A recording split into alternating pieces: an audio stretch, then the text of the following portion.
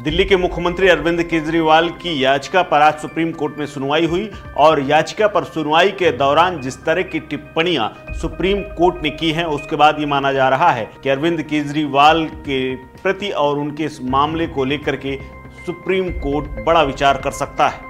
दरअसल supreme court ने यह कहा है कि वो चुनावों के कारण अरविंद केजरीवाल की अंतरिम जमानत पर विचार कर सकते हैं। सुप्रीम कोर्ट ने यह भी कहा कि इस केस में अगली सुनवाई मंगलवार यानी 7 मई की होगी और सर्वोच्च न्यायालय उस दिन अंतरिम जमानत देने पर विचार करेगा और उस दिन सभी से तैयार होकर आने को कहा है। सर्वोच्च अदालत ने कहा कि इस केस में समय लग सकता है, लेकिन हम चुनावों के कारण अंतरिम जमानत पर विचार कर सकते हैं। जस्टिस संजीव खन्ना और दीपांकर दत्ता की बेंच ने ईडी की ओर से पेश अतिरिक्त सॉलिसिटर जनरल एसवी राजू से कहा कि गिरफ्तारी के खिलाफ केजरीवाल की याचिका पर सुनवाई में समय लगने की पूरी संभावना है। ऐसे में इसलिए अदालत उन्हें अंतरिम जमानत देने पर जांच एजेंसी की दलीलें सुनने पर विचार कर रही है। इस पर राजू ने कहा कि वो केजरीवाल को अंतरिम जमानत देने का विरोध करेंगे। इस पर बेंच ने कहा कि हम ये कह रहे हैं कि हम अंतरिम जमानत पर सुनवाई करेंगे,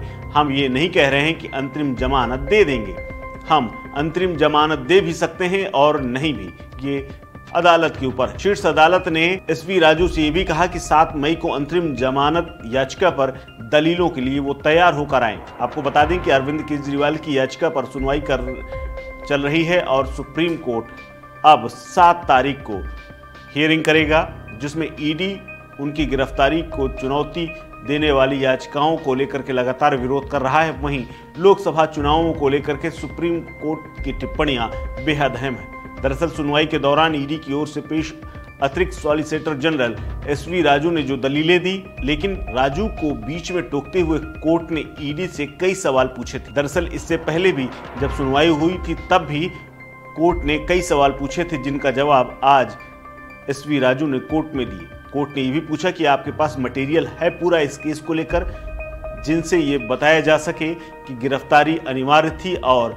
इसीलिए ये की गई है। जस्टिस संजीव खन्ना ने केजरीवाल के वकील अभिषेक मनु सिंघवी से ये भी पूछा कि दिल्ली में चुनाव कब होने हैं। इस पर एडवोकेट सिंघवी ने कहा कि 25 मई को दिल्ली में चुनाव होने हैं। 3 दिन पहले यानी 48 घंटे पहले प्रचार बंद हो जाएगा। ईडी की पैरवी करते हुए एएसजी एसवी राजू ने कहा कि हमारे पास गिरफ्तारी संबंधित पूरी सामग्री मौजूद है, लेकिन उसका खुलासा हम ट्रायल में करेंगे।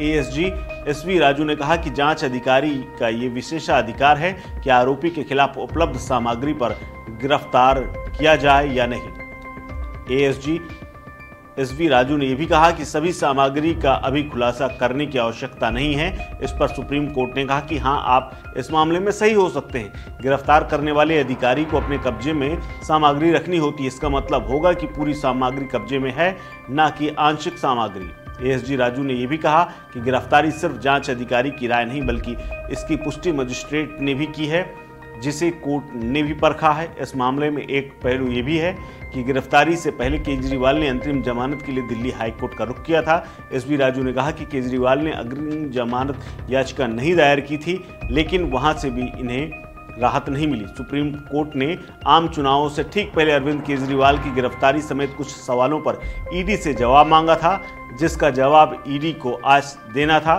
सुप्रीम कोर्ट की सुनवाई के दौरान जस्टिस खन्ना ने कहा कि स्वतंत्रता बहुत महत्वपूर्ण है, आप इससे इनकार नहीं कर सकते हैं।